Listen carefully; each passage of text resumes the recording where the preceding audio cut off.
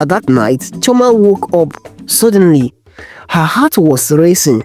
The room was dark, but she could hear something, a faint humming coming from the corridor. She got up and walked slowly toward the sound. There,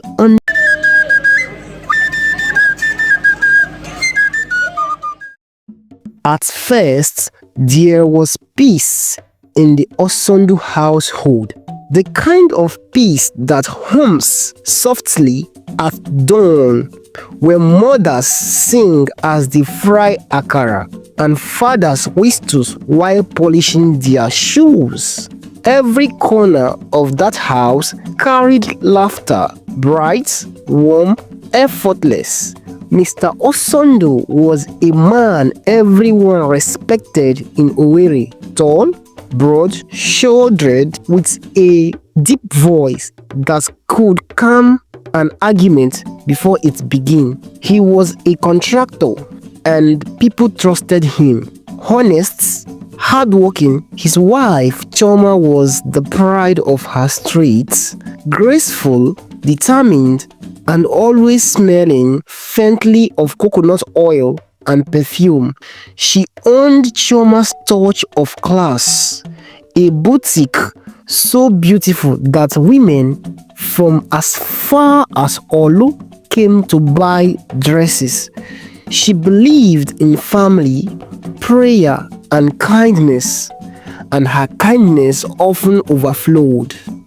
Their children, Soma, Tochi, and Uche, were joy in human form. Soma, the eldest, was quiet but brilliant. Tochi, playful and sharp, and little Uche never stopped laughing.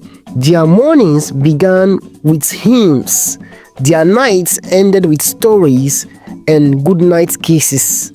In that house, peace wasn't just a feeling, it was a way of life. But peace, they say, is a fragile guest. And the day it packs its bags, it doesn't always say goodbye.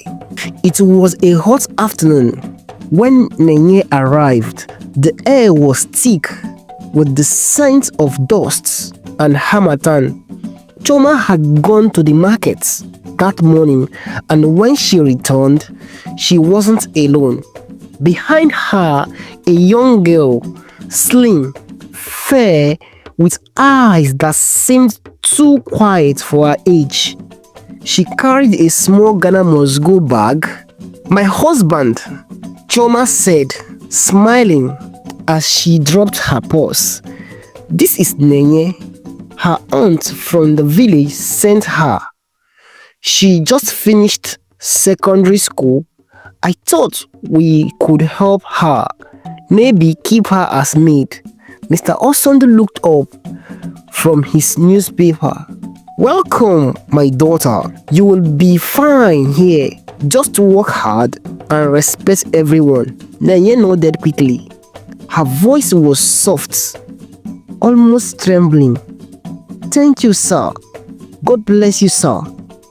Tochi and Uche ran around with curiosity. "Auntie Nenye, will you play with us?" She smiled, kneeling down to their heights. "Of course, I love children." That night, Nenye joined them for dinner.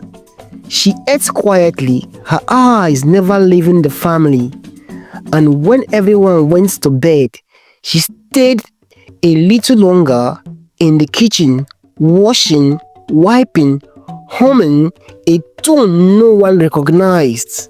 It sounded sweet, but if you listened closely, there was something unsettling in the melody. Days passed, and Nenye proved herself useful, almost too useful.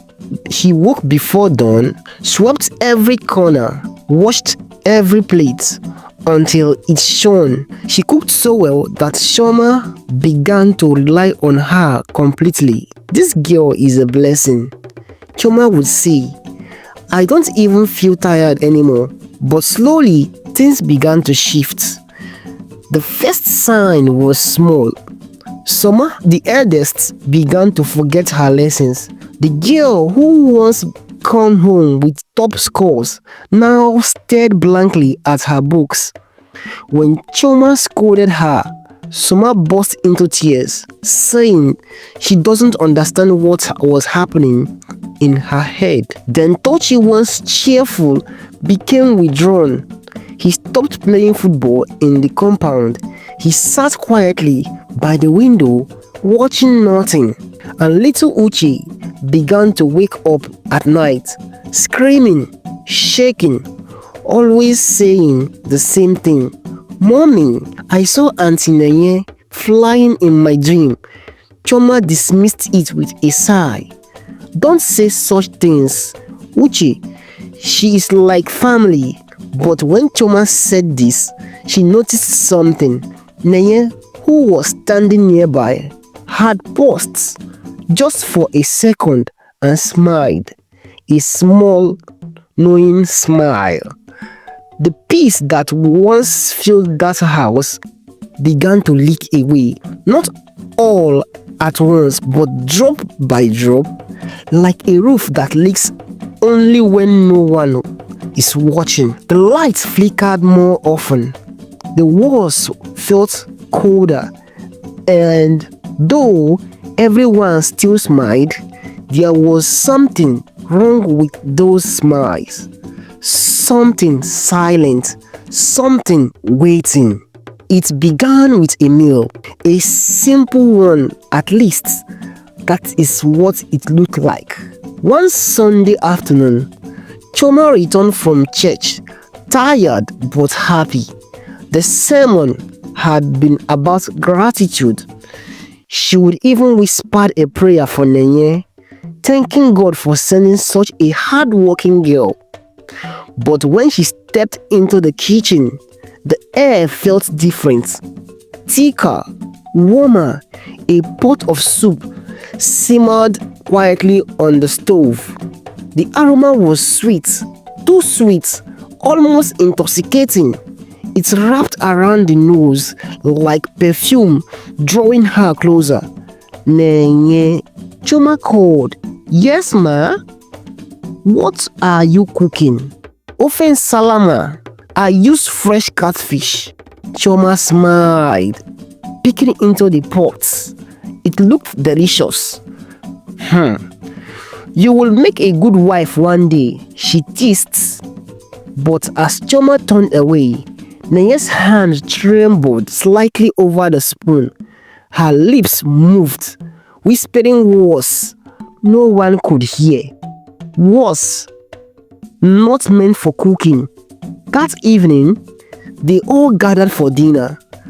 The family laughed, chatted, and praised Nenye's food. Even Mr. Osondu, who had been unusually quiet in the recent weeks, smiled as he ate. "This is the best soup I have ever tasted in years," he said. But later that night, Choma woke up suddenly. Her heart was racing. The room was dark, but she could hear something, a faint humming coming from the corridor. She got up and walked slowly toward the sound. There, under the dim orange glow of the hallway bulb, stood Nenye, barefoot, eyes half closed, humming that same string tune she used to sing while washing plates. In her hand, she held a small clay bowl. Inside was a thick red substance. Choma froze. "Nenye, what are you doing?" Nenye opened her eyes, calm, cold, distanced. "Nothing, ma. I couldn't sleep. I was praying." Her voice was soft, almost lifeless. She smiled faintly and walked past. Choma stood there, unsure what he had just witnessed. But as Nenye passed her, a chill swept through the hallway, a coldness that clung to the skin like frog. By the next month, things had worsened. Mr. Oson began to change. A man who once kissed his wife before leaving for work, now barely looked at her. He sat at home restless, distracted. Sometimes he would just stare not at the TV, not at anyone, just stare into space. And when Choma asks what was wrong, he would snap. Must you always talk? Leave me alone, woman. It wasn't anger, it was emptiness. He began to forget important things, contract meetings, deadlines, even his own children's birthday. Choma tried to pray, but every time she knelt, she felt heavy, as if invisible hands pressed down on her shoulders. At nights, the children's dreams grew worse. Soma screamed in her sleep. Tochi woke up gasping, saying he saw something crawling on the ceiling. And Uche, poor Uche, began to sleepwalk. One night, Choma found him standing in the kitchen, his small hand reaching toward the same pot of soup from that Sunday. His eyes were open, but his mind was somewhere else. She took him awake, terrified. He blinked, confused. "Mommy, I was hungry." But when she turned to cover the pot, she saw something floating at the top, a thin thread of hair, too long, too dark. She stared at it for a long time and quietly poured the soup away. The next morning, Nenye noticed the pot was gone. Her expression didn't change, but something sharp flickered in her eyes. "Madam, did you throw away the soup?" "Yes, it was spoiled." "Spoiled?" Nenye asked quietly, but no one complained.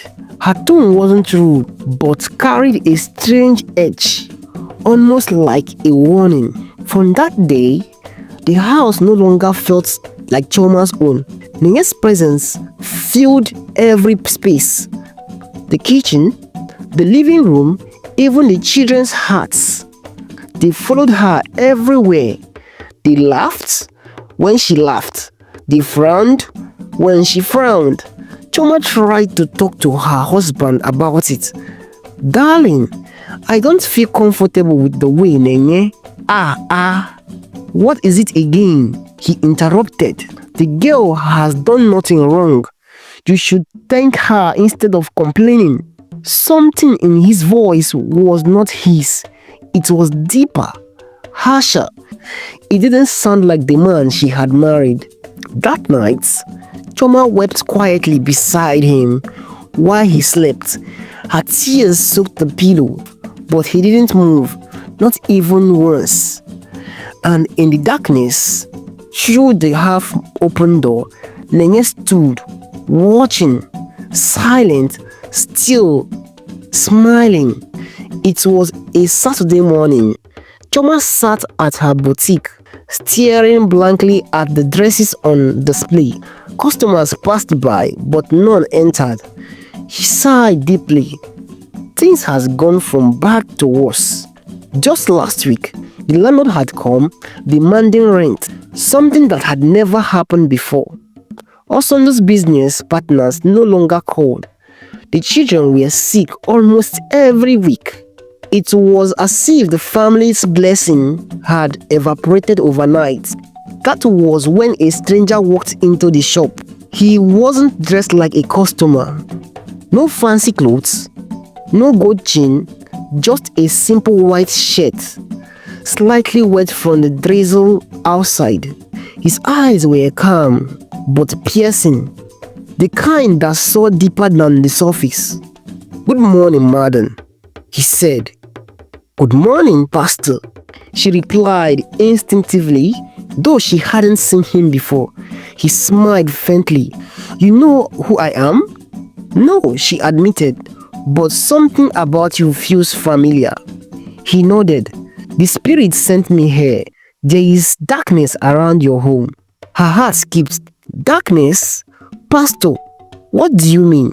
He looked around the boutique, at the lifeless mannequins, the dusty shelves, the silence that felt unnatural.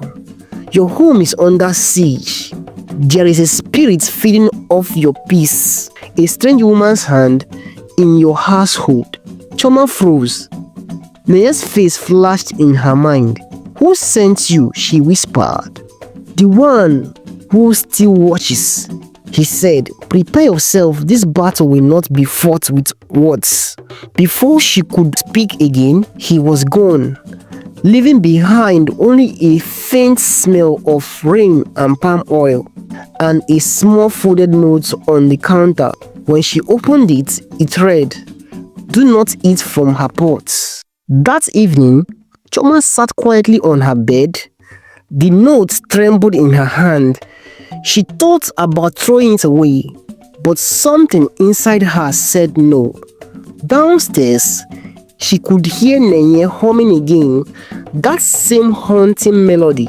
The children were with her, laughing, playing, unaware of the growing storm. Oson walked in, smelling faintly of alcohol. It had become his new escape. You are home early, she said softly. No work again? He replied bitterly. Everything I touch turns to dust. He sat down heavily. Choma hesitated, then whispered, Maybe it is spiritual. He laughed without humor. Spiritual? You and your superstitions. I am tired, Choma. He lay down and turned away. Moments later, he was asleep. But as the thunder rolled outside, Choma felt a strange urge to pray. Even if her voice trembled, she began to whisper, Father, if there is evil in my home, expose it. That moment, she said that, she heard something crash downstairs. She rushed to the kitchen.